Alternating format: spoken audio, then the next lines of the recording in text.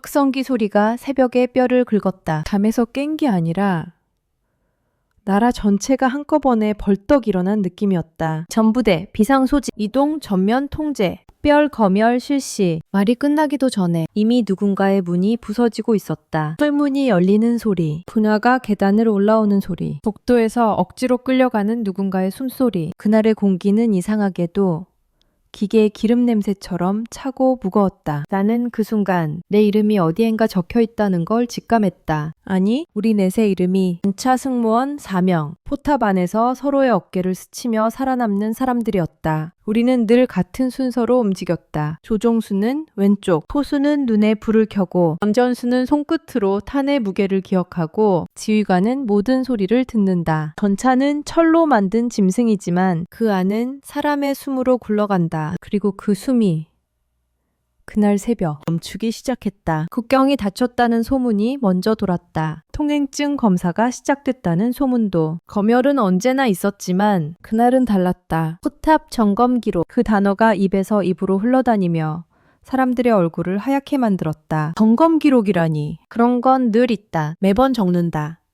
손이 얼어붙어도 적고 기름이 손톱 밑을 파고들어도 적는다. 포탑의 회전 저항, 구동 모터의 소음, 한약 적재 상태, 조준기 오차. 한 글자라도 빠지면 밤에 불려간다. 그런데 그 기록 하나 때문에 국가안전보위부가 움직인다고. 나는 눈을 감았다 뜨며 스스로에게 물었다. 우리가 뭘 했지? 정말 우리가 뭘 했길래. 전차는 명령대로 움직였고 우리는 규정대로 점검했고 보고서는 규정대로 올렸다. 그런데도 왜 사람들은 우리 넷을 피해서 걸었을까? 왜 중대 정치지도원이 우리 이름을 불렀을까? 왜 하필 그날 새벽 내 심장이 먼저 도망치려 했을까? 창밖으로는 연기가 얇게 깔려 있었다. 전차대대의 정비고는 항상 검은 연기와 함께 숨쉰다. 하지만 그날은 연기가 아니라 두려움이 깔려 있었다. 누군가는 말했다. 국정원도 경악할 만한 기록이라더라. 남쪽 기관의 이름이 북쪽 사람 입에서 나올 때 그건 거의 금기였다. 그런데 그 금기가 우리를 향해 날아왔다. 이상하게도 그 말은 오히려 더 현실적으로 느껴졌다. 국정원이 경악했다면 그 기록이 단순한 정비 보고서가 아닐 수도 있다는 뜻이었다. 나는 기억한다. 포탑을 열던 순간에 차가운 금속 감촉을, 손전등 빛이 내부를 훑을 때 보이던 미세한 균열, 그리고 그 균열보다 더 깊게 보이던 우리 삶의 틈. 그 틈으로 우리는 조금씩 무너지고 있었다. 우리는 국가가 만든 철의 규율 속에서 살았지만 정작 그 철이 녹슬고 있다는 걸 가장 먼저 본 사람들이었다. 그날 새벽 나는 잠깐 생각했다. 만약 누군가가 우리를 부르러 온다면 우리는 어디로 끌려갈까? 조사실, 격리실, 아니면 그냥 사라짐이라는 단어로 끝나는 곳. 그리고 더 무서운 질문이 뒤따랐다. 만약 우리 넷 중 한 명이 무너지면 나머지 셋은 살아남을 수 있을까? 포탑 안에서 함께 숨쉬던 사람들이 서로를 의심하게 되는 순간 우리는 이미 전차보다 더 단단한 감옥에 갇히는 거다. 나는 아직 말하지 않았다. 왜 하필 포탑 점검 기록이었는지, 그 기록이 어떤 방식으로 우리를 찔렀는지, 그리고 그 한 장의 기록이 어떻게 나라 전체를 뒤흔들 정도의 공포가 되었는지. 하지만 하나는 확실했다. 그날 새벽 우리는 더 이상 전차 승무원이 아니었다. 우리는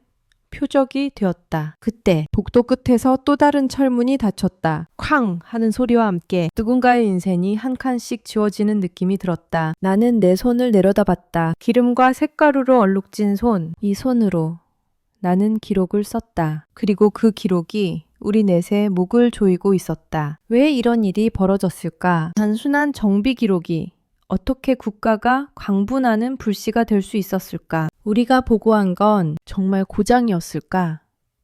아니면 더 큰 진실의 흔적이었을까? 지금부터 전차 포탑 안에서 시작된 우리 넷의 이야기를 들려주겠다. 조용히, 하지만 끝까지. 당신이라면 그날 새벽 도망칠 수 있었을까? 그때로부터 몇 달 전 우리의 하루는 겉보기엔 평온했다. 전차대대의 아침은 늘 같은 냄새로 시작됐다. 밤새 얼어붙은 철의 냄새, 기름통에서 새어나온 디젤 냄새, 그리고 사람의 땀 냄새. 우리는 4명이었고 4명이라는 숫자는 포탑 안에서 숨을 나눠 쓰는 크기였다. 한 명이 기침을 하면 나머지 셋이 그 소리를 기억한다. 누가 장을 설쳤는지, 누가 손끝을 다쳤는지 말하지 않아도 알게 되는 관계. 그래서 더 위험했다. 서로가 서로의 약점을 너무 잘 아니까. 나는 지휘관이었다. 훈련이 시작되기 전 나는 먼저 포탑 점검표를 꺼냈다. 종이 한 장이지만 그 종이는 우리를 묶는 줄이었다. 포탑 회전각도, 유압 압력, 포수 조준기, 정렬값, 장전 내부의 유격, 원원 케이블 접점 상태.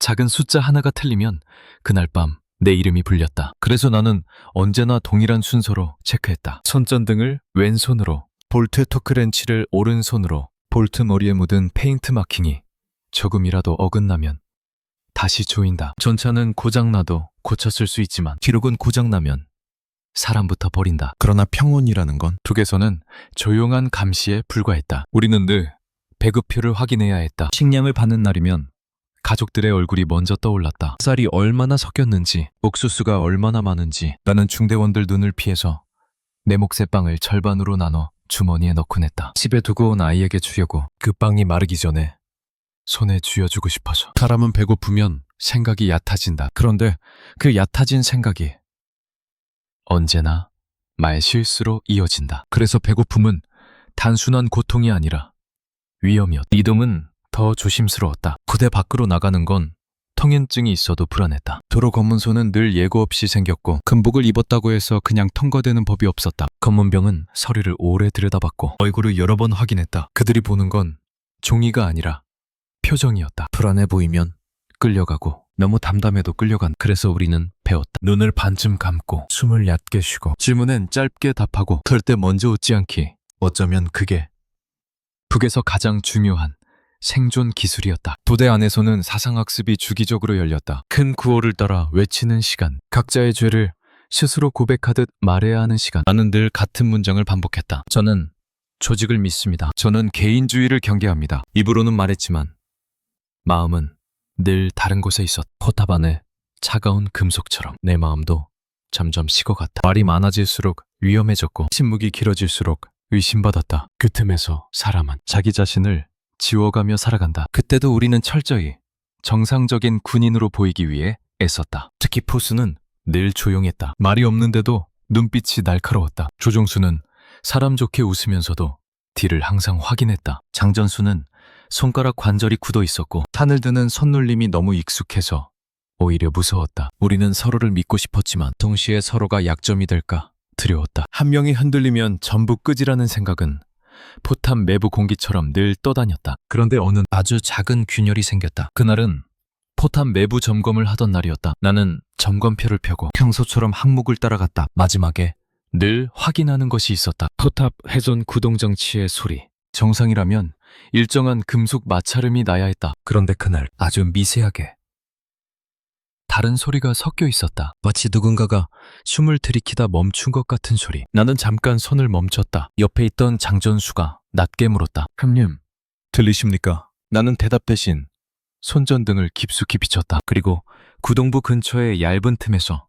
낯선 흔적을 봤다. 볼트 마킹이 내가 기억하던 위치가 아니었다. 누군가가 풀었다가 다시 조인 흔적. 주전배로라면 반드시 기록이 남아야 하는 작업이었다. 그런데 기록엔 없었다. 누구도 말하지 않았고 누구도 보고하지 않았다. 그 순간 내 위장이 서늘하게 쪼그라들었다. 이건 단순한 정비 실수가 아니었다. 누군가가 전차를 건드리고 있었다. 그날 밤 나는 점검표를 접으며 생각했다. 왜 기록이 비어있을까? 누가 무엇을 숨기고 있을까? 그리고 더 무서운 질문이 따라왔다. 만약 이 사실을 알게 된 사람이 우리라면 우리는 어떤 쪽에 서게 되는 걸까? 보고해야 살까? 침묵해야 살까? 아니면 둘 다 죽는 길을. 나는 종이를 다시 펼쳤다. 포탑 점검 기록. 그 하얀 칸 하나가 유난히 차갑게 빛났다. 며칠 뒤 일상은 다시 굴러가는 듯 보였다. 훈련 구호는 똑같았고 식당의 국은 늘 묽었고 정비고의 바닥은 늘 기름으로 미끄러웠다. 하지만 나는 안다. 한번 틀어진 리듬은 다시 원래대로 돌아가지 않는다는 걸. 특히 전차는 그렇다. 어딘가 한 톱니가 어긋나면 겉으로는 멀쩡해도 내부에서는 계속 갈린다. 사람도 똑같다. 그날 이후 내 귀 금속이 아니라 사람의 숨부터 듣기 시작했다. 아침 점호가 끝나자마자 정치 지도원이 나를 불렀다. 지휘관 동무. 잠깐. 그의 목소리는 친절한데 눈빛이 친절하지 않았다. 그는 나를 인민반 회의실 같은 작은 공간으로 데려갔다. 거기엔 늘 있는 물건들이 있었다. 붉은 구호판, 커튼처럼 내려앉은 먼지, 그리고 그는 서류를 한 장 내 앞으로 밀었다. 평범한 종이였다. 그렇지만 종이 아래쪽에 찍힌 붉은 인장이 이상하게도 심장을 압박했다. 최근 정비 기록 중 일부를 재확인해야 한다. 그는 그렇게 말했지만 확인이라는 단어는 여기서 늘 조사의 다른 이름이었다. 나는 최대한 천천히 고개를 끄덕였다. 너무 빨리 끄덕이면 겁먹은 것이고 너무 늦게 끄덕이면 불복종이다. 이런 계산을 하게 되는 순간 이미 사람은 자유롭지 않다. 나는 그날 한 줄의 질문을 받았다. 코탑 회전 구동부 점검. 마지막으로 누가 했나? 나는 대답했다. 규정대로 저와 장전수가 확인했습니다. 그는 다시 물었다. 비정상 흔적은 없었. 나는 잠깐 숨을 삼켰다. 없었습니다. 그 말이 입에서 나오고 나서야 내 혀가 얼어붙는 걸 느꼈다. 거짓말이었다. 하지만 그 거짓말은 나를 살리기 위한 게 아니라 우리 넷을 잠깐이라도 더 묶어두기 위한 거짓말이었다. 나는 그 순간 확신했다. 누군가가 이미 알고 있다. 다만 우리가 스스로 입을 열기를 기다리고 있다는 걸. 회의실에서 나오자 복도 끝에 보이부 군관이 서 있었다. 회색 외투, 허리에 찬 권총. 눈빛은 사람을 보는 게 아니라 짐승의 목덜미를 재는 느낌이었다. 그는 나를 지나치며 아주 조용히 말했다. 요 며칠. 괜히 말 많아지지 말게. 그 말은 경고역, 동시에 확인이었다. 우리를 보고 있다. 이미 찍었다. 그런데 아직은 손을 올리지 않았다. 점심 무렵 정비고에서 조정수가 나를 불렀다. 그는 일부러 큰 소리로 웃으며 말했다. 지휘관 동무, 엔진 오일 체크 좀 같이 합시다. 너무 자연스러웠다. 오히려 자연스러워서 소름이 돋았다. 우리는 사람들 시선이 닿지 않는 엔진실 뒤편으로 갔다. 조정수는 오일 게이지를 뽑는 척하며 내 귀에만 들리게 말했다. 어젯밤에 누가 포탑 쪽에 왔습니다. 누가? 모르겠습니다. 발소리만 둘이었습니다. 그 짧은 문장 하나로 내 등이 싸늘해졌다. 발소리 둘.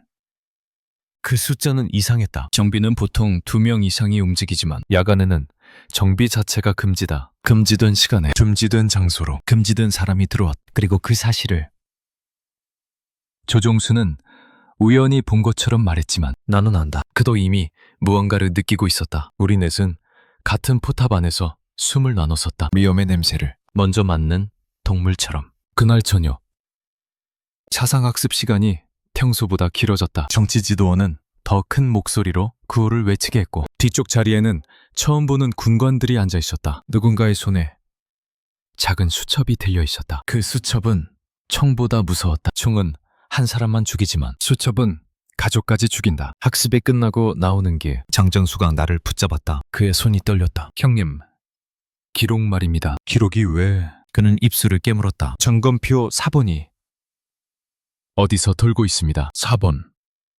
그 단어 하나에 나는 머리가 하얘졌다. 원본은 정비실에 보관되고 인정은 책임자가 찍는. 그런데 4번이 돈다는 건 누군가가 몰래 빼냈거나 누군가가 의도적으로 흘리고 있다는 뜻이다. 그게 더 무서웠다. 빼낸 건 범죄지만 흘린 건 함정이다. 그날 밤 나는 침상에서 눈을 감아도 잠이 오지 않았다. 발끝부터 서늘한 기운이 올라왔다. 사람은 총구를 보지 않아도 한다. 내일의 공기가 달라졌다는 거야. 나는 속으로 물었다. 정말 우연일까? 아니면 우리를 겨냥한 판이 이미 깔린 걸까? 내가 찍힌 걸까? 사라짐은 늘 조용히 시작된다. 총성도 없고 비명도 없다. 어제까지 같은 그릇을 밥을 파먹던 사람이 오늘은 이름표만 남기고 징발한다. 북한에서 그건 흔한 일이었다. 그래서 더 끔찍했다. 사람들은 익숙한 공포를 가장 잘 견딘다. 익숙하니까. 그냥 받아들이니까. 그날 아침 푸수는 점호에 나타나지 않았다. 처음에는 모두가 대수롭지 않게 여겼다. 야간 근무 교대가 꼬였거나 정치 지도원에게 불려갔거나 몸살이라도 났겠지. 하지만 나는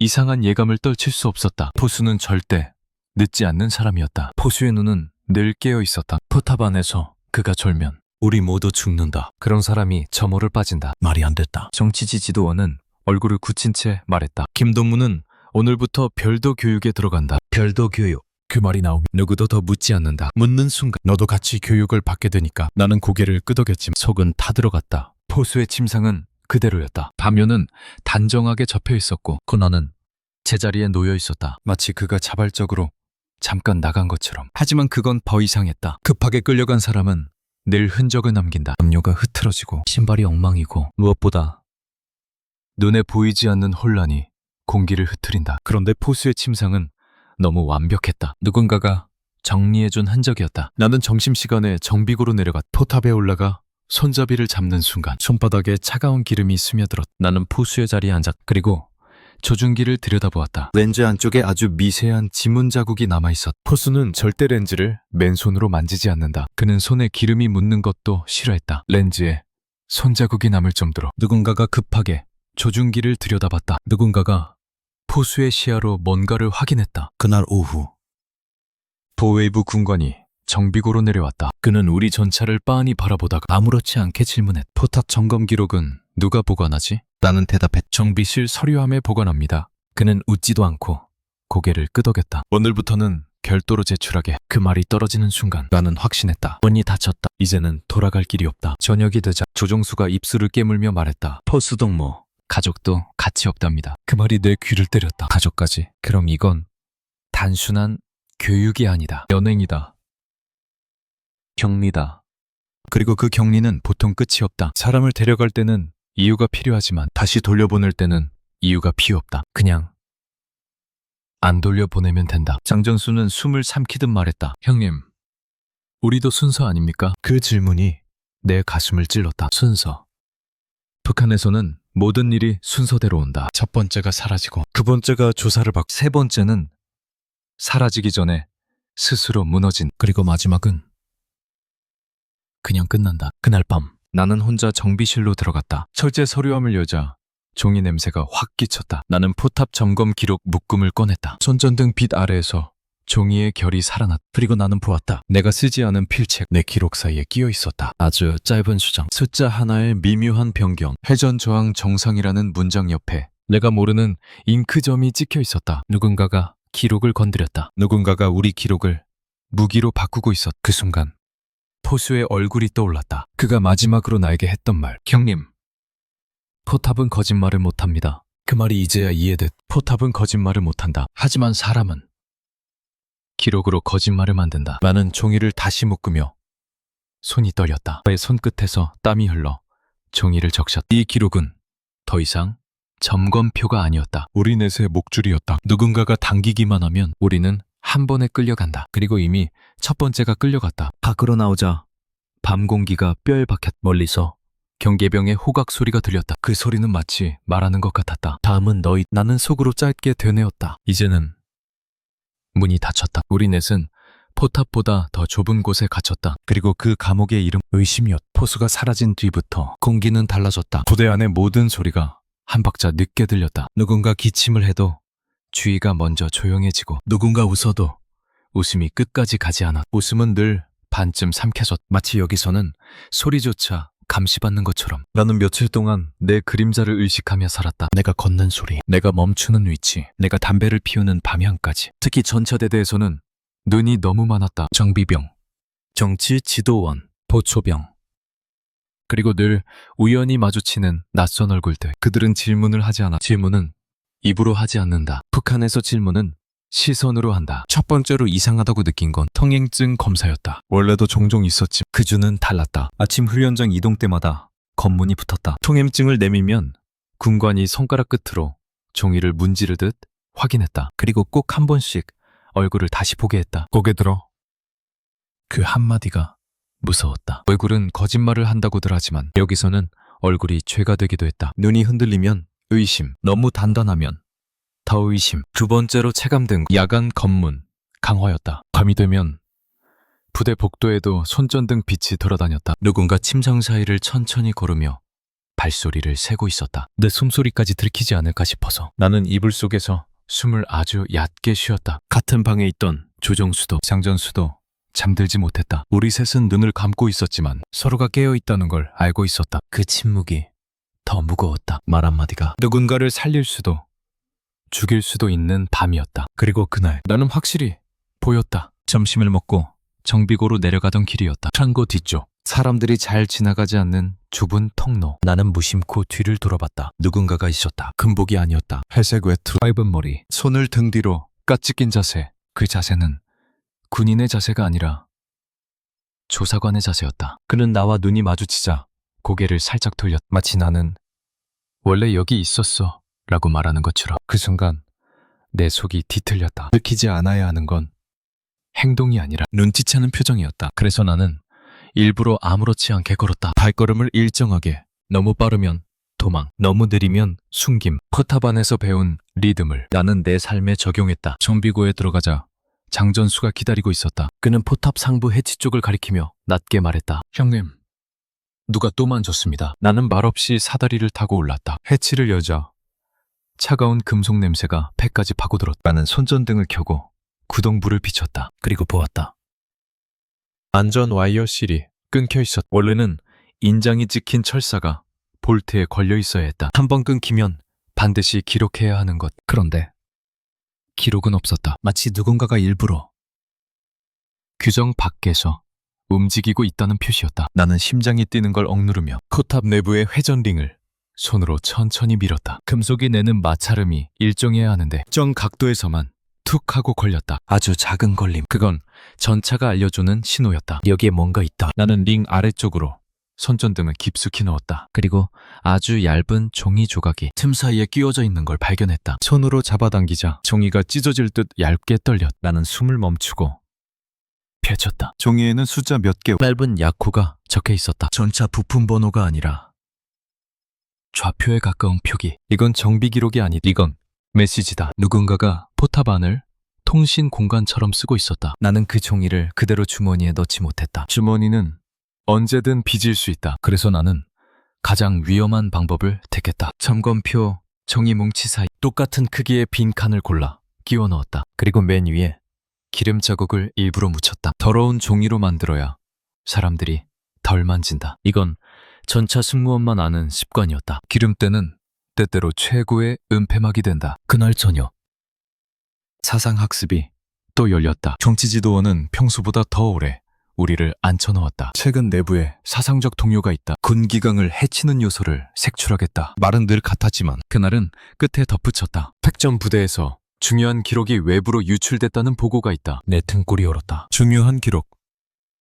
포탑 점검 기록. 그 단어가 드디어 공식적으로 공기 중에 떠올랐다. 나는 내 손이 떨리는 걸 감추기 위해 무릎 위에 손을 꼭 눌렀다. 손톱이 살을 파고들었다. 아픔이 있어야 표정이 흔들리지 않는다. 집으로 돌아오는 길 회색 외투의 남자가 다시 보였다. 이번엔 더 가까웠다. 그는 담배를 피우고 있었다. 담배 불빛이 어둠 속에서 살아 움직였다. 나는 그를 지나치며 느꼈다. 그가 내 뒤를 따라오는 것이 아니라 이미 내 앞에 와 있다는 걸. 나는 그날 처음으로 결심에 가까운 생각을 했다. 우리는 더 이상 숨어 있을 수 없다. 포수는 이미 사라졌다. 기록은 누군가의 손에서 무기가 되고 있다. 그리고 감시는 점점 가까워진다. 이건 시간이 지나면 해결될 일이 아니었다. 시간은 우리 편이 아니었다. 어쩌면 오늘 내가 본 종이 조각이 마지막 문틈일지도 모른다. 문이 완전히 닫히기 전에 빠져나갈 듯. 나는 침상에 누워 눈을 감았다. 그러나 머릿속에는 계속 같은 장면이 떠올랐다. 회색 외투의 눈빛,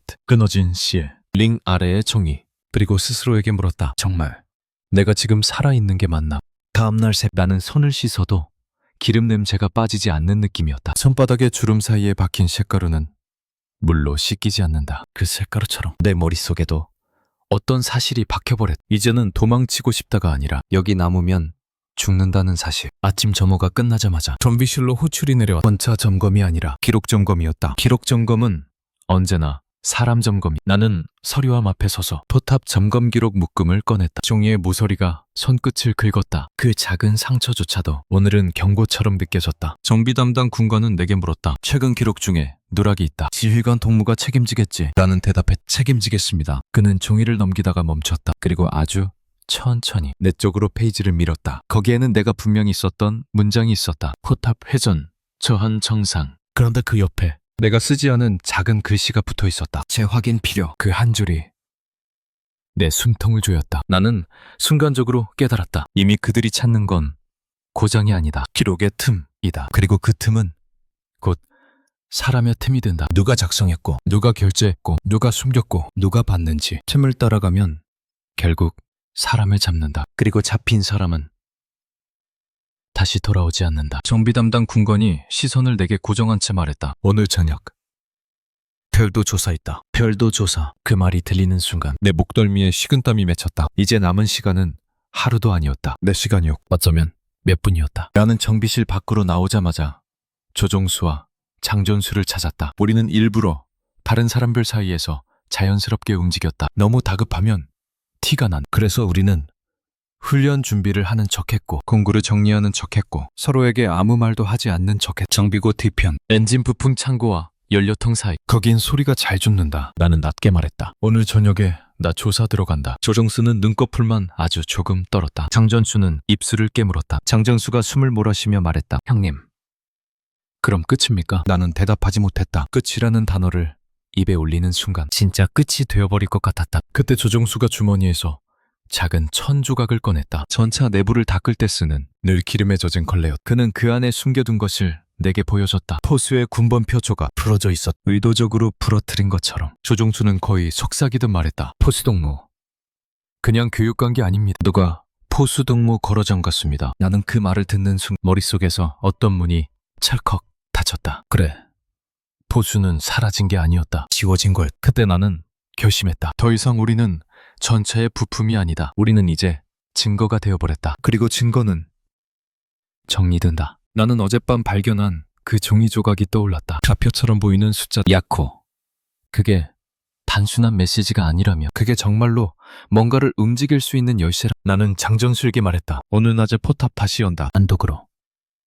장전수가 놀라며 고개를 저었다. 지금 미쳤습니까? 나는 짧게 말했다. 여기 남는 게 더 미친 것. 정오 무렵 우리는 평소처럼 포탑 점검을 한다고 보고했다. 이런 때일수록 규정이 방패가 된다. 나는 지휘관의 권한으로 인원을 최소화했고 외부 시선을 차단했다. 포탑 안으로 들어가 손전등을 켰을 때 나는 내 심장이 아니라 철의 심장을 듣고 있었다. 회전링 아래쪽. 나는 종이를 끼워둔 자리에서 천천히 빼냈다. 종이는 여전히 거기 있었다. 그 종이를 펼치자 한 줄이 더 보였다. 어젯밤에는 없던 표시. 기록은 이미 넘어갔다. 그 문장을 보는 순간 다리가 잠깐 풀렸다. 기록이 넘어갔다. 어디로? 누구에게? 뷰웨이브. 아니면 그들이 가장 두려워하는 밖으로. 그리고 나는 정말로 처음으로 이해했다. 우리가 가진 건 전차가 아니라 기록이다. 포탑 점검 기록. 그건 단지 고장 보고서가 아니었다. 내부의 균열, 부품의 변형, 규정 위반 흔적, 그리고 그 위에 누군가가 더 씌운 조작. 그 기록은 체제의 거짓말을 증명할 수 있는 종이었다. 그때 바깥에서 발소리가 들렸다. 분명. 발걸음이 일정하다. 군인의 걸음이 아니라 익숙한 사람을 잡으러 오는 걸음. 장전수가 내 눈을 봤. 형님, 왔습니다. 나는 종이를 접었다. 손이 떨려서 종이가 찢어질 뻔했다. 그 순간 내 안에서 무언가가 끌어올랐다. 공포가 아니라 모욕감이었다. 우리는 전차 안에서 목숨 걸고 살아왔는데 이제는 종이 한 장 때문에 사냥당한다. 그게 마지막 한 방울이었다. 나는 종이를 입술 가까이 가져갔다. 숨이 닿지 않게. 그리고 포탑 내부 공구함 및 예비 퓨즈박스 안쪽에 밀어넣었다. 전차 승무원이 아니면 절대 찾지 못하는 것. 나는 손잡이를 닫으며 속으로 말했다. 그래, 이제 나는 시스템 밖이다. 그날 저녁 조사실 문 앞에 섰을 때 나는 이미 알고 있었다. 조사에 들어가는 순간 나는 다시 나오지 못할 수도 있다. 그리고 조종수와 장전수도 곧 같은 문 앞에 서게 될 것이다. 나는 마지막으로 스스로에게 물었다. 우리는 언제부터 군인이 아니라 사냥감이 됐을까? 그리고 그 질문의 끝에서 나는 드디어 인정했다. 탈출은 탈출이 아니라 생존이었다. 조사는 생각보다 빨리 끝났다. 아니, 끝난 게 아니었다. 그들은 답을 듣고 싶어 하지 않았다. 그저 내가 어디까지 알고 있는지, 그리고 누구와 연결돼 있는지를 확인하고 싶어 했을 뿐이다. 조사실의 공기는 항상 눅눅했다. 오래된 담배 냄새와 젖은 종이 냄새가 뒤섞여 있었다. 나는 질문을 받을 때마다 같은 속도로 숨을 쉬려고 애썼다. 호흡이 흔들리면 마음이 드러난다. 포탑 점검 기록. 누가 손댄? 모릅니다. 김동무 포수와 마지막으로 무슨 얘기를 했지? 업무 얘기뿐입니다. 짧게, 딱딱하게, 틈을 주지 않게. 하지만 그들이 정말로 원하는 건 내 대답이 아니었다. 내 얼굴에 미세한 변화였다. 눈동자가 흔들리는지, 목이 마르는지, 손끝이 떨리는지. 사람을 해부하는 건 칼이 아니라 시선이라는 걸 그날 또 배웠다. 조사실에서 나왔을 때 밖은 이미 어두워지고 있었다. 그런데 어둠보다 더 무서운 것이 있었다. 연락이 끊겼다. 조종수도, 장전수도 그날 저녁 내 눈앞에서 사라졌다. 나는 방으로 뛰어갔다. 침상 2개가 텅 비어 있었다. 담요는 접혀 있었고 그나는 가지런히 놓여 있었다. 포수 때와 똑같았다. 그 완벽한 정리, 나를 미치게 했다. 이건 우연이 아니라 절차였다. 사람을 지우는 절차. 복도 끝에서 정치지도원이 나를 불렀다. 지휘관 동무, 오늘부터 독방 대기. 왜입니까? 그는 입꼬리를 아주 조금 올려 친절한 표정으로 잔인해지는 얼굴. 안전상 좋지야. 괜한 접촉은 피해야지. 안전. 그 단어는 여기서 늘 반대로 쓰였다. 안전은 경미였고 보호는 연행이었고 교육은 실종이었다. 나는 그날 혼조했다. 침상 위에서 나는 포탑의 철 냄새가 아니라 인간의 냄새를 맡았다. 컵에 젖은 땀 냄새. 그건 내 냄새였다. 그리고 처음으로 깨달았다. 전차 안에서는 4명이 서로의 등으로 버텼는데 지금은 내 등 뒤에 아무도 없었다. 이건 전차보다 더 좁은 감옥이었다. 새벽이 가까워질 무렵 창문 틈으로 누군가가 손전등을 비췄. 딱 3번. 짧게. 규칙적으로 나는 침상에서 미동도 하지 않았다. 하지만 심장은 미친 듯이 뛰었다. 잠깐 뒤 문 아래로 접힌 종이 한 장이 밀려 들어왔다. 종이를 펼치자 단 2줄이 적혀 있었다. 살고 싶으면 내일 공사. 단. 정비고 뒤. 기록은 내가 맡는다. 나는 그 문장을 보는 순간 손이 얼어붙었다. 기록을 맡는다. 그 말을 할 수 있는 사람은 많지 않았다. 우리 전차의 구조를 알고 터탑에 숨겨진 공간을 알고 무엇보다 기록이 얼마나 위험한지 아는 사람. 그리고 그럴싸한 얼굴이 하나 떠올랐다. 며칠 전부터 부대 주변을 기웃거리던 회색 외투의 남자. 그는 보이부일 수도 있었고 아닐 수도 있었다. 북한에서는 둘 사이의 경계가 너무 얇다. 하지만 지금 내겐 선택지가 없었다. 조종수와 장전수는 사라졌다. 다음은 나다. 그리고 무엇보다 내가 가진 기록은 이제 내 목숨줄이었다. 3, 10. 나는 그 시간에 맞춰 숨쉬는 법부터 바꿨다. 걸음을 바꾸고 눈빛을 바꾸고 심장 뛰는 속도를 억지로 눌렀. 야간 검문이 강화된 지금 복도는 작은 지옥이었다. 건너 소리, 호각, 손전등, 이름 부르는 소리. 나는 화장실에 가는 척하며 밖으로 빠져나갔다. 그리고 창고 뒤편 통로로 몸을 낮췄다. 온몸이 얼어붙을 만큼 추웠다. 바람이 뺨을 칼처럼 긁었다. 정비고 뒤 그늘진 공간. 회색 외투의 남자가 서 있었다. 그는 내 얼굴을 보자마자 말했다. 늦었군. 당신은 누구지? 그는 웃었. 그 웃음이 너무 자연스러워서 더 소름 끼쳤다. 내가 누군지 중요하지 않아. 중요한 건 너희가 가진 기록이지. 그는 담배를 꺼내 불을 붙이며 말을 이었다. 포수는 이미 넘어갔어. 조정수와 장전수도 곧 정리될 거다. 너만 남았지. 나는 이를 악물었다. 그 둘은 어디 있나? 살리고 싶으면 내가 하라는 대로 해. 그 순간 나는 깨달았다. 이 남자는 우리를 도우러 온 사람이 아니었다. 이 남자는 거래하러 온 사람이었다. 그는 브로커였다. 국경 근처에서 사람을 넘기고 돈을 받고 필요하면 다시 팔아먹는 사람. 북한에서도 중국에서도 어디서든 살아남는 얼굴. 그리고 더 끔찍한 사실이 있었다. 그는 우리 내부 사정을 너무 잘 알고 있었다. 포탑, 기록, 4번. 심지어 내가 숨긴 위치까지 아는 듯한 눈빛. 나는 입안이 바짝 말랐다. 너 보이브람 한통속인가? 그는 대답 대신 내게 작은 종이봉투를 내밀었다. 돔. 그리고 통행증. 위조된 거지만 충분해. 내일 밤 너는 부대 밖으로 빠져나가면 된다. 내가 길을 열어줄게. 길을 열어준다. 그 말은 달콤했지만 그 속엔 칼이 있었다. 나는 그가 원하는 걸 물었다. 대신 뭘 가져가야 하지? 그는 숨을 내뿜었다. 담배 연기가 내 얼굴을 덮었다. 포탑 점검 기록. 원본, 4번. 전부. 그 순간 내 속에서 무언가가 꺼졌다. 기록은 우리의 목숨줄이었다. 그걸 넘기면 우리는 살아남아도 빈몸이 된다. 하지만 기록을 쥐고 우리는 오늘 밤 죽을 수도 있었다. 그리고 바로 그때 그가 마지막 한마디를 던졌다. 참. 한 가지 더. 네가 혼자 움직이면 안. 무슨 말이지?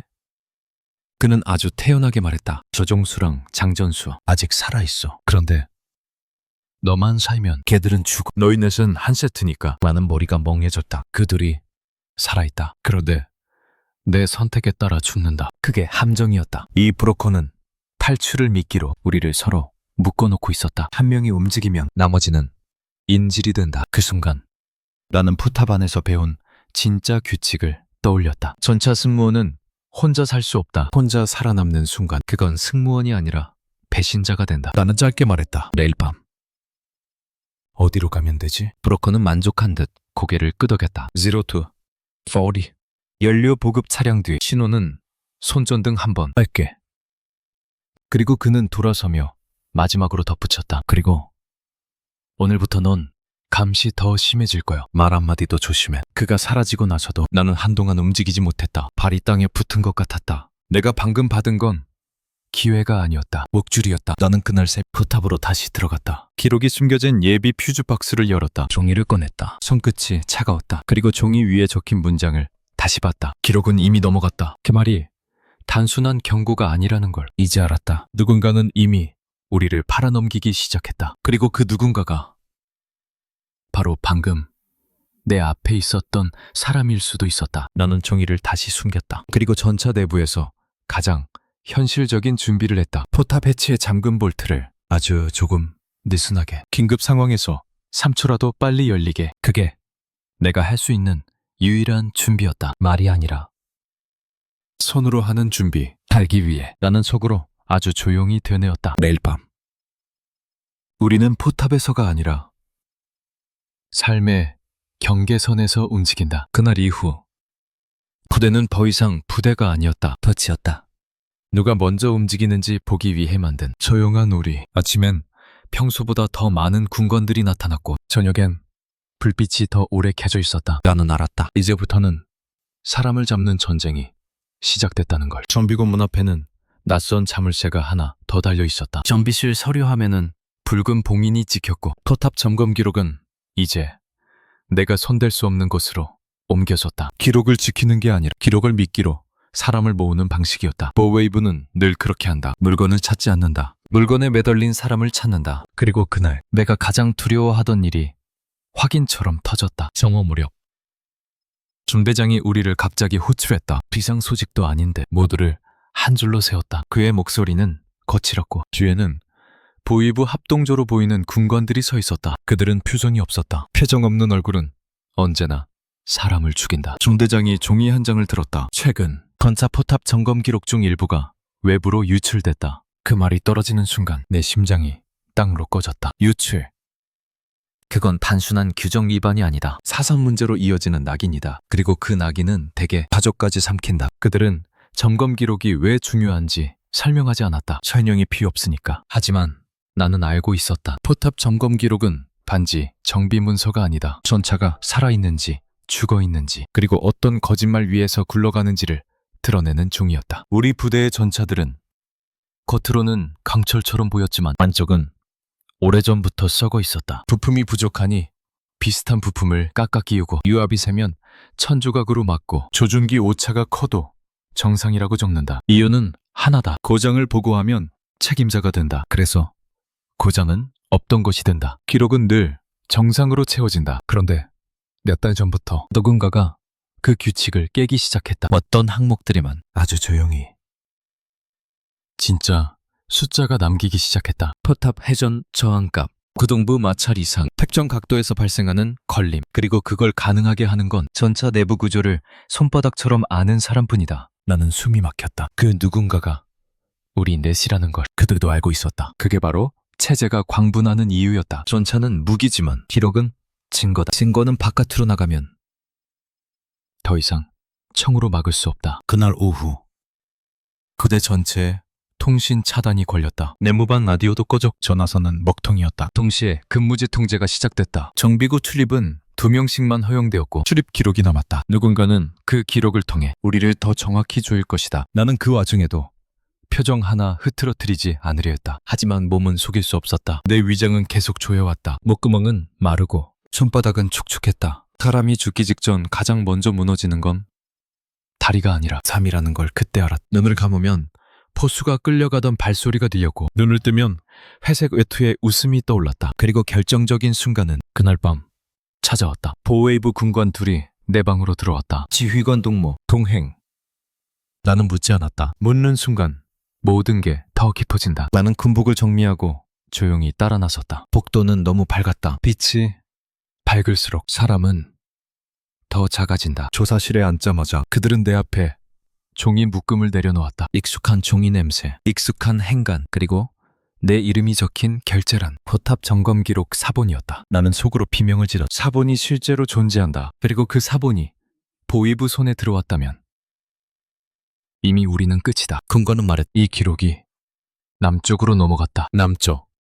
그 단어가 목을 움켜쥐었다. 나는 웃지도 놀라지도 못했다. 그저 아주 천천히 숨을 쉬었다. 그는 다음 장을 넘겼다. 거기엔 내가 숨겼던 걸림 각도에 대한 메모가 있었다. 내가 쓰지 않은 필체가 덧붙어 있어. 숫자는 일부러 더 선명하게 강조돼 있었다. 이건 누군가의 실수가 아니었다. 누군가가 의도적으로 기록을 완성해 놓았다. 군관이 나를 똑바로 봤다. 너희 전차 승무원대 누가 먼저 손댔나? 나는 대답하지 않았다. 대답할수록 가족이 죽는다. 그는 손가락으로 종이를 두드리며 마지막을 꺼냈다. 이 기록의 핵심은 고전이 아니다. 핵심은 너희가 거짓을 부정했다는 거다. 그 말이 내 안을 갈라놓았다. 그래.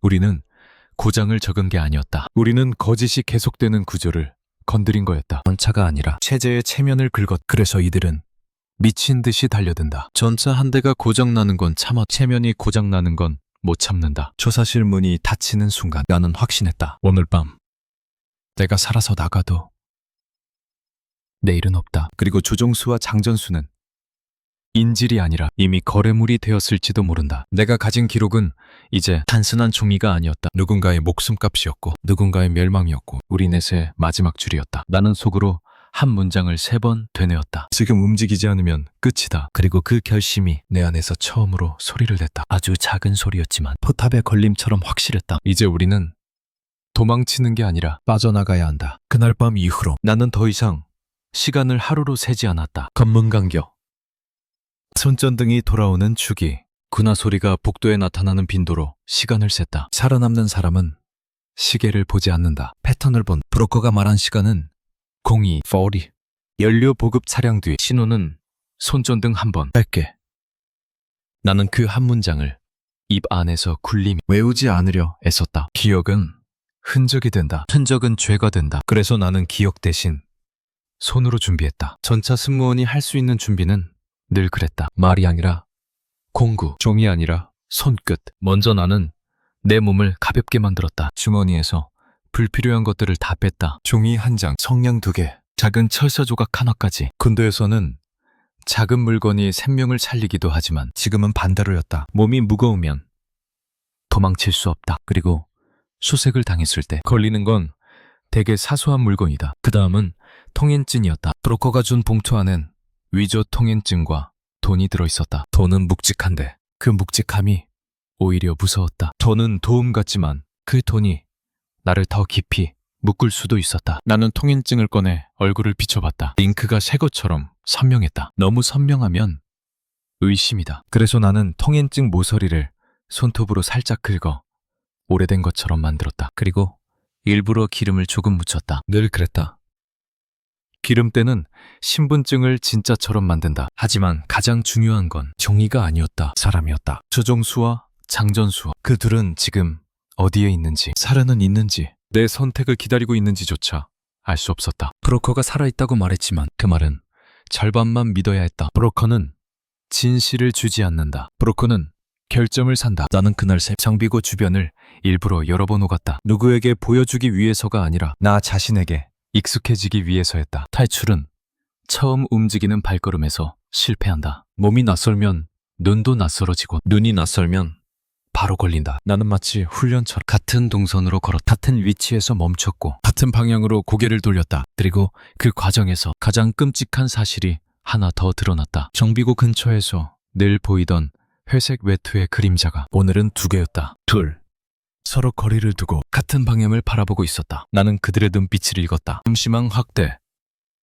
브로커는 나를 돕는 게 아니었다. 브로커는 나를 움직이게 만들고 있었다. 내가 움직이면 그들은 누가 따라붙는지 확인할 수 있다. 내가 움직이면 그들은 기록이 어디서 나오는지 확인할 수 있다. 내가 움직이면 그들은 더 쉽게 정리할 수 있다. 그래도 멈출 수는 없었다. 멈추는 건 죽는 것과 같았다. 밤이 깊어질수록 나는 포탑 안에서 숨겨둔 기록이 떠올랐다. 예비 퓨즈박스 안쪽. 그곳은 전차 승무원만 아는 곳. 나는 마지막으로 전차에 올라갔다. 소수의 자리, 조종수의 자리, 장전수의 자리, 텅 빈 자리들이 이상하게 따뜻했다. 사람이 떠난 곳의 온도는 오래 남는다. 나는 그 따뜻함이 더 아팠다. 기록을 꺼내 들었을 때 종이는 생각보다 가벼웠다. 하지만 그 가벼움이 내 인생을 짓누르고 있었다. 나는 기록을 두 개로 나눴다. 하나는 브로커가 원하는 것, 점검표와 정상 보고 등. 다른 하나는 정말 위험한 속, 걸림 각도, 파손 흔적, 조작된 숫자의 흔적. 나는 속 기록을 더 얇게 접어 전차 내부 공구함 및 고무 패킹 틈에 끼웠다. 혹시라도 내가 잡혀도 최소한 흔적이 바로 나오지 않게. 그때 멀리서 호각 소리가 들렸다. 그리고 동시에 내무반 쪽에서 누군가의 이름이 크게 불렸다. 조정수동. 나는 심장이 멎는 줄 알았다. 조정수. 그 이름이 아직 부대 안에서 불릴 수 있다는 건 그가 아직 살아있다는 뜻일까? 아니면 마지막 확인일까? 나는 그 소리를 듣고 손이 저절로 떨렸다. 내가 지금 하는 일이 그 둘의 목숨을 끊을 수도 있었다. 0 to 10. 나는 군복 속에 텅앤찜을 숨기고 신발끈을 다시 묶었다. 숨을 쉬는 것도 연습했다. 빠르게 쉬면 겁먹은 거고 너무 천천히 쉬면 부자연스럽다. 그래서 나는 3번 들이쉬고 2번 내쉬는 리듬으로 맞췄다. 전차 안에서 포탄 장전 타이밍을 맞추던 리듬과 비슷했다. 0 to 35. 연료 보급 차량은 어둠 속에 잠겨 있었다. 디젤 냄새가 진하게 풍겼다. 그 냄새가 오히려 나를 숨겨줄 것 같았다. 나는 차량 뒤쪽에 몸을 낮췄. 손이 얼어 감각이 둔해졌다. 0 to 40. 나는 약속된 신호를 했다. 손전등 한 번. 짧게. 바로 그 순간 내 옆에서 아주 낮은 목소리가 들렸다. 생각보다 담담하네. 드로코였다. 그는 내 눈을 보지 않고 내 손을 먼저 봤다. 기록은. 나는 대답 대신 봉투를 내밀었다. 그는 봉투를 열어 확인하려다 갑자기 멈췄다. 그리고 나를 보며 말했다. 한 가지 문제가 생겼어. 내 속이 꺼졌다. 무슨 문제? 브로커는 마치 날씨 얘기하듯 담담하게 말했. 점검이 앞당겨졌어. 검문조가 지금 이쪽으로 돈다. 그 한마디 내 몸속 피가 거꾸로 흐르는 것 같았다. 계획은 언제나 이렇게 무너진다. 준비는 완벽해도 시간이 배신한다. 브로커는 나지막이 덧붙였다. 그리고 네가 가져온 기록이 전부인지 난 아직 확신이 없어. 그 말은 캬박이었다. 나는 그 순간 깨달았다. 오늘 밤은 탈출이 아니라 거래의 밤이라는 걸. 하지만 지금 물러서면 끝이었다. 나는 입술을 깨물고 마지막으로 선택해야 했다. 기록을 넘기고 살아남을 것인가? 기록을 지키고 모두가 죽을 것인가? 어둠 속에서 군화 소리가 가까워지고 있었다. 따. 따. 따. 전차 포탑의 걸림처럼 정확한 소리. 그리고 그 소리가 우리 운명의 카운트다운이 됐다. 군화 소리는 생각보다 빨리 가까워졌다. 나는 숨을 삼켰다. 디젤 냄새가 폐 깊숙이 들어왔는데도 오히려 공기가 부족했다. 연료 보급 차량 뒤 그 좁은 공간이 갑자기 포탑 안처럼 느껴졌다. 숨이 모자라고 소리가 크게 들리고 한번 삐끗하면 모두 죽는 곳. 브로커는 내 불안을 즐기는 듯했다. 그는 내 손에서 봉투를 낚아채듯 가져갔다가 다시 내게 던졌다. 서두르자. 지금은 말할 시간이 없어. 나는 속으로 욕이 올라왔지만 삼켰다. 욕은 여기서 총성보다 위험하다. 검문조가 이쪽으로 돈다는 말은 단순히 위험하다는 뜻이 아니었다. 이건 계획이 노출됐다는 뜻이다. 누군가가 흘렸다. 아니면 브로커 자신이 일부러 시간을 흔들어 우리를 더 조급하게 만든 걸지도 모른다. 나는 눈을 감았다 뜨며 내 안에 계산을 돌렸다. 지금 탈출하지 못하면 내일은 없다. 오늘 밤이 지나면 고웨이브는 분명 나를 다시 부를 것이다. 그리고 그때는 조사실에서 끝나지 않는다. 격리, 연행, 정미, 포수처럼. 브로커가 말했다. 오늘 밤엔 1단계만 한다. 말을 부대 밖으로 빼낸다. 나는 낮게 되물었다. 그럼 조정수랑 장전수는? 그는 어깨를 으쓱했다. 내가 알아서 하겠지. 그 순간 나는 알았다. 그 말은 살릴 수도 버릴 수도 있다는 뜻이다. 결국 그의 손 안에 들어가는 순간 우리 넷은 물건이 된다. 가격표가 붙은 물건. 나는 손끝이 차갑게 굳어가는 걸 느끼며 말했다. 조건이 바뀌었다. 브로커가 비웃듯 코웃음을 쳤다. 지금 네가 조건을 말할 때 나는 고개를 아주 천천히 들었다. 나 혼자 안 간다. 그 말이 입 밖으로 나오는 순간 몸이 이상하게 가벼워졌다. 두려움이 줄어든 게 아니라 체념이 끝났기 때문이었다. 도망은 늘 혼자서 시작하지만 나는 혼자서 끝내면 안 됐다. 전차 승무원은 그렇게 배우지 않는다. 우리는 서로의 죽음을 책임지도록 훈련받는다. 그게 체제의 잔인함이었지만 동시에 우리가 가진 마지막 인간성이기도 했다. 브로커의 눈빛이 아주 잠깐 변했다. 그는 한 발 다가오더니 낮게 말했다. 그럼 넌 오늘 밤 죽을 수도 있어. 나는 대답했다. 원래 오늘 밤 죽을 수도 있었다. 군화 소리가 더 가까워졌다. 손전등 빛이 컨테이너 벽을 훑었다. 우리는 숨을 죽였다. 브로커가 내 팔을 잡아당겼다. 따라와.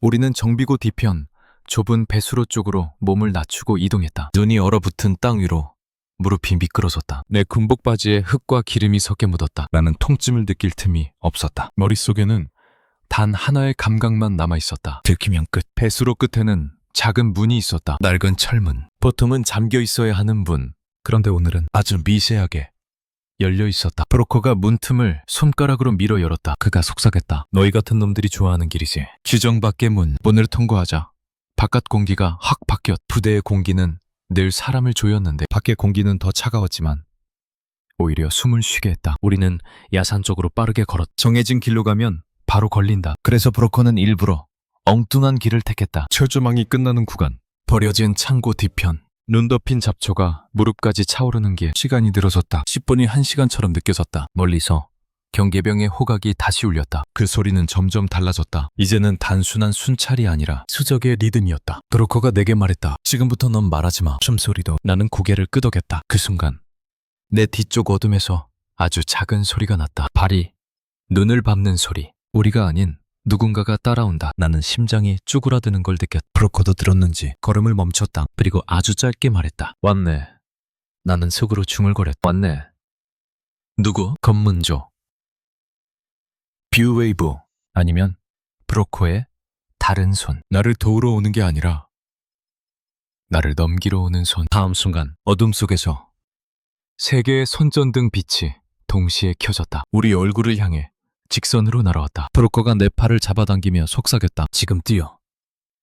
뒤돌아보면 끝이야. 그 말이 떨어지는 순간 내 시간은 끊어졌다. 그날 밤은 계획이 아니었다. 살아남기 위한 본능의 밤이었다. 그리고 나는 안다. 오늘 밤을 넘기면 내일 새벽 우리는 더 이상 군인이 아니라 도망자가 된다. 돌아갈 전차도 돌아갈 포탑도 없는 사람들. 그게 바로 탈북의 진짜 시작이었다. 우리는 뛰지 않았다. 뛰는 순간 몸의 흔들림이 소리가 되고 소리는 총구를 부른다. 브로커의 손이 내 팔을 강하게 눌렀다. 그는 이를 악물고 속삭였다. 엎드려. 지금은 땅이 내 편. 그 말이 끝나기도 전에 나는 차가운 눈 위로 몸을 던졌다. 얼굴이 얼음에 박혔다. 숨을 들이키자 코 안이 타는 듯했고 입김이 목구멍에서 얼어붙는 느낌이었다. 눈 위에 엎드린 채 나는 포탑 바닥에서 기어다니던 몸의 기억을 꺼냈다. 전차 안에서 우리는 늘 낮았. 허리를 펴면 머리가 부딪히고 소리를 내면 들킨다. 살아남는 법은 이미 배워져 있었다. 손전등 한 번, 두 번, 세 번. 빛이 내 등 위에 잠깐 머물렀다가 지나갔다. 그 짧은 순간 심장이 멎는 줄 알았다. 나는 숨을 멈췄다. 숨을 멈추는 건 고통이 아니라 기술이었다. 살기 위한 기술. 그날 밤의 환경은 이상했다. 짙은 안개가 산 아래에서 올라오 세상을 반으로 잘라놓았다. 몇 걸음 앞도 흐릿했고 누군가의 실루엣은 그림자처럼 번졌다. 안개는 추적자를 숨겨주기도 하지만 우리도 길을 잃게 만든다. 방향 감각이 무너지면 끝이다. 나는 머릿속에 부대 지도를 그렸다. 담장, 야산, 수로, 그리고 바깥도로. 브로커가 손짓했다. 우리는 엎드린 채로 거의 기어가다시피 움직였다. 눈이 군복 안으로 들어왔고 팔꿈치가 쓸렸다. 하지만 고통은 느낄 시간이 없었다. 머릿속엔 오직 하나. 1단계. 내륙 감시망을 빠져나간다. 우리는 철조망 끝자 걸리가 느슨한 배수로 구간을 타고 내려왔다. 안개가 더 짙어지자 갑자기 세상이 조용해졌다. 그 조용함이 더 무서웠다. 조용한 밤은 언제나 누군가 죽는 밤이었다. 그때 뒤쪽에서 짧은 외침이 들렸다. 거기 멈춰. 그리고 곧바로 땅을 때리는 금속성 소리. 총이 장전되는 소리였다. 브로커는 내 어깨를 잡아 끌었다. 기어. 계속. 나는 이를 악물고 기었다. 손이 얼어 감각이 둔해졌다. 그런데도 나는 느꼈다. 내 손바닥이 눈이 아니라 삶의 경계를 붙잡고 있다는 걸. 우리는 결국 부대 외곽 도로 아래에 작은 토관을 통과했다. 토관 안은 물기가 얼어 미끄러웠다. 몸을 비틀어 빠져나오자 발밑에 딱딱한 흙이 느껴졌다. 그 순간 나는 알았다. 나는 더 이상 부대 안의 인간이 아니었다. 이제부터는 완전히 다른 규칙의 세계였다. 브로커는 기다리고 있던 낡은 트럭으로 우리를 몰았다. 트럭의 적재함에는 빈 자루들이 깔려 있었다. 그는 자루를 발로 차며 말했다. 들어가. 위에 덮어. 나는 그 말이 역겨웠다. 사람을 짐처럼 숨긴다. 하지만 선택지가 없었다. 나는 자루 밑으로 몸을 밀어넣었다. 자루에서 국물 냄새가 났다. 그 냄새가 이상하게도 배고픔에 자극했다. 장전수와 조종수가 떠올랐다. 그 둘이 정말 살아있다면 지금 어디서 어떤 냄새를 맡고 있을까? 트럭이 움직이기 시작했다. 족제함은 흔들렸고 내 머리가 철판에 몇 번 부딪혔다. 하지만 그 충격도 감사했다. 내가 아직 살아있다는 증거니까. 이건 2단계였다. 도망강 쪽으로 가장 위험한 길로 간다. 트럭은 여러 번 멈췄. 검문소였다. 바깥에서 군관의 목소리가 들렸다. 통행증. 브로커가 웃는 목소리로 대답했다. 연료 보급 나갑니다. 늦으면 큰일 납니다. 나는 자루 속에서 숨도 못 쉬었다. 숨을 참는 동안 머릿속에 숫자가 떠올랐다. 포탑 점검 기록의 숫자들. 걸림 각도. 조작된 값. 그 숫자들이 내게 속삭이는 것 같았다. 지금은 종이가 아니라 목숨이 흔들리고 있다고. 검문이 끝나자 트럭이 다시 달렸다. 시간이 얼마나 흘렀는지 모르겠다. 내 손가락이 저릿했고 발끝이 감각을 잃었다. 그때 문득 아주 작은 생각이 들었다. 혹시 조정수와 장전수는 이미 죽었는데 나만 이 자루 속에 있는 건 아닐까? 그 의심이 목을 조였다. 하지만 나는 흔들리면 안 됐다. 흔들리면 자루가 흔들리고 흔들리면 들킨다. 나는 그냥 눈을 감았다. 새벽이 가까워질 무렵 트럭이 멈췄다. 바깥 공기가 확 달라졌다. 물냄새, 강가의 냄새였다. 브로커가 자루를 들추고 내게 말했다. 매려. 이제부터 네가 알아서 해야 해. 그 말이 칼처럼 꽂혔다. 뭐라고? 브로커는 담담했다. 여기서부턴 내가 같이 가면 더 위험해. 너는 건너. 그리고 다음 만남 지점으로 가. 나는 입술을 깨물었다. 결국 혼자다. 결국 나 혼자 남는다. 그런데 그때 브로커가 마지막으로 덧붙였다. 너희 둘, 조종수랑 장전수, 살리고 싶으면 빨리 움직여. 강 건너면 소식 줄게. 그 말은 희망이 아니라 목줄을 더 조이는 말이었다. 그리고 드디어 2단계의 끝이 보였다. 끄만강.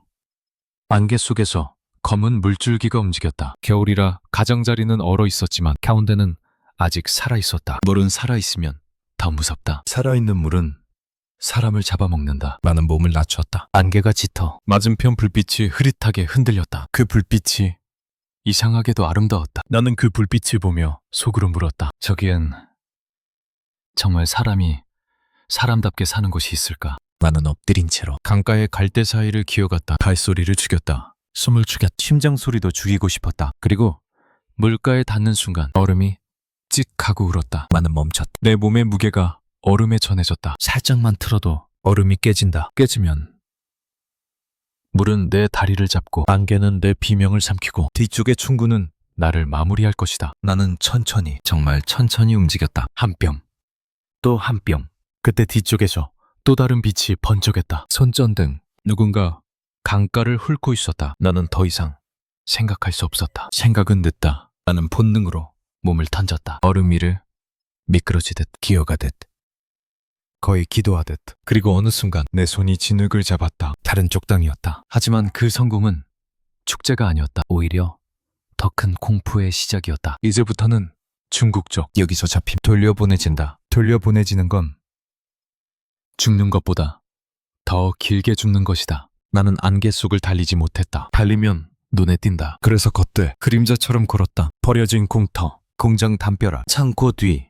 그렇게 하루를 도둑처럼 남겼다. 배가 고파 배가 아니라 속이 비명을 질렀다. 나는 쓰레기통 옆에서 얼어붙은 빵 조각을 주워 먹었다. 목이 막혀도 물이 없었다. 눈을 입에 넣어 녹였다. 그때 들렸다. 멀리서 개 짖는 소리. 사람이 아니라 추적의 소리였다. 나는 벽에 붙어 숨었다. 안개가 내 얼굴을 감싸줬다. 그 안개 속에서 나는 처음으로 울고 싶었다. 그런데 눈물이 나오지 않았다. 눈물은 사치였다. 조종수와 장전수는 지금 어디 있지? 그 질문이 내 가슴을 찢었다. 나는 살아남았지만 아직 탈출한 게 아니었다. 살았지만 아직 끝나지 않았다. 그날 새벽 나는 폐공장 창고 안에 몸을 숨겼다. 철 냄새가 났다. 전차가 아니라 세상이 녹슨 냄새. 나는 떨리는 손으로 무릎을 감싸 안았다. 밖은 조용했지만 내 안은 아직 포탑처럼 시끄러웠다. 그리고 나는 깨달았다. 나는 건너왔지만 아직도 잡혀있다. 남쪽 땅을 처음 밟았을 때 나는 감격보다 먼저 어지러움이 왔다. 땅이 흔들리는 게 아니라 내 안의 기준이 흔들렸다. 나는 늘 여기에서 살았고 여기가 전부였다. 그런데 어느 순간부터 세상은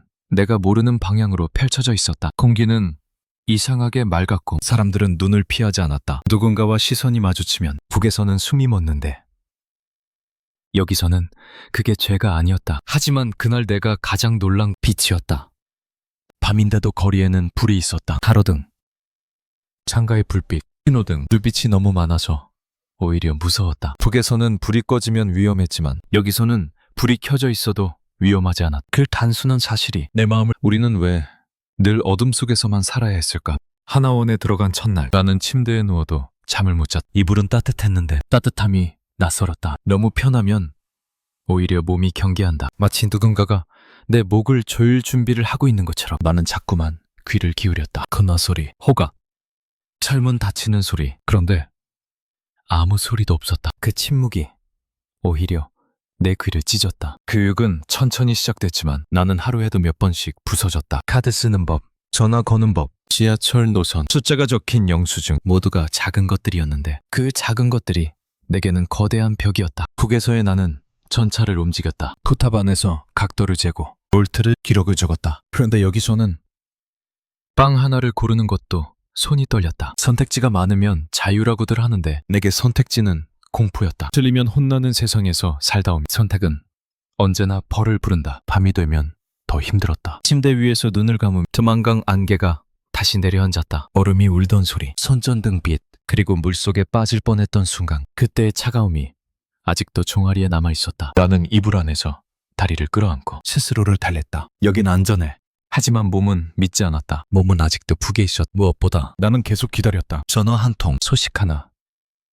조정수와 장전수, 브로커가 강 건너면 소식 줄게 라고 했던 그 말이 내 가슴 한가운데서 썩지 않고 남아있었다. 하루가 지나 일주일이 지나도 아무 소식이 없었다. 기다림은 배고픔보다 더 오래 사람을 갉아먹었다. 배고픔은 먹으면 끝나지만 기다림은 먹을 수가 없다. 어느 날 상담실에서 누군가 조심스럽게 물었다. 가족이나 동료 남겨두고 오셨나요? 나는 대답을 못했다. 말로 꺼내는 순간 진짜가 되어버릴까봐. 그래서 나는 대신 손을 봤다. 내 손바닥. 기름때가 빠졌는데도 손금 사이에는 아직도 포탑의 냄새가 남아있는 듯했다. 그 냄새는 지워지지 않았다. 사람의 손은 씻어도 삶은 씻기지 않는다. 나는 한동안 거울을 못 봤다. 거울을 보면 내 얼굴이 낯설었다. 살아남은 얼굴인데 살아남은 게 미안한 얼굴이었다. 그 감정이 가장 잔인했다. 누구도 나를 탓하지 않는데 내가 나를 놓아주지 않았다. 포수는 어디에 있을까? 조정수와 장정수는 정말 살아있을까? 내가 기록을 넘기지 않았다면 그들은 살았을까? 답이 없는 질문이 밤마다 내 목을 감았다. 그러다 어느 늦은 오후 하나센터를 통해 전달된 짧은 소식을 들었다. 확실한 확인도 이름도 없는 소식. 다만 국경 지역에서 단속이 강화됐고 관련 인원들이 연쇄 실종됐다는 말. 그 문장을 듣는 순간은 숨이 턱 막혔다. 연쇄 실종. 그건 북에서 지워진다는 뜻이었다. 나는 그날 처음으로 크게 울었다. 조용히 울지 못했다. 숨이 끊기듯 울었다. 포탑 안에서 울어본 적이 없었다. 울면 약해진다고 배웠다. 하지만 여기서는 울어도 아무도 끌고 가지 않았다. 그 사실이 더 슬펐다. 우리는 울 권리도 없었구나. 시간은 흘렀다. 나는 한국말의 억양을 조금씩 익혔고 편의점에서 물건을 고를 수 있게 됐다. 버스카드를 찍고 내릴 수 있게 됐고 사람들 속에서 고개를 덜 숙이게 됐다. 그런데도 어떤 순간에 여전히 숨이 멎었다. 뒷사람이 갑자기 내 이름을 부르는 것 같으면 심장이 내려앉았고 지나가는 경찰차 사이렌 소리에 무릎이 굳었다. 자유는 한 번에 오는 게 아니라 하루에 1mm씩 늘어나는 거라는 걸 그때 알았다. 어느 겨울 아침 나는 창문을 열었다. 차가운 공기가 얼굴을 때렸다. 그 순간 나는 이상하게도 두만강의 냄새가 아니라 새 곳의 냄새를 맡았다. 새로 시작하는 냄새. 나도 모르게 손을 뻗어 햇빛을 잡으려 했다. 잡히진 않았지만 따뜻함은 손끝에 남았다. 나는 여전히 잊지 못한 포탑의 어둠, 기록의 무게, 그리고 함께 숨쉬던 세 명의 얼굴. 하지만 오늘의 나는 그 기억 위에 한 가지를 더 올려놓는다. 살아남았다는 사실. 그 사실이 누군가에게는 죄처럼 보일지 몰라도 나는 이제 조금씩 다르게 생각하려 한다. 포탑 안에서 우리는 철로 둘러싸여 있었다. 여기서는 하늘이 열린다. 나는 가끔 그 하늘을 올려다보며 조용히 중얼거린. 나도 이제 사람으로 살아도 되는 걸까? 그리고 그 질문은 아직 끝나지 않았지만 적어도 지금은 안다. 문이 닫히는 소리가 아니라 바람이 지나가는 소리를 들으며 잠들 수 있다는 것. 그게 내가 얻은 가장 조용한 해방이라는 것.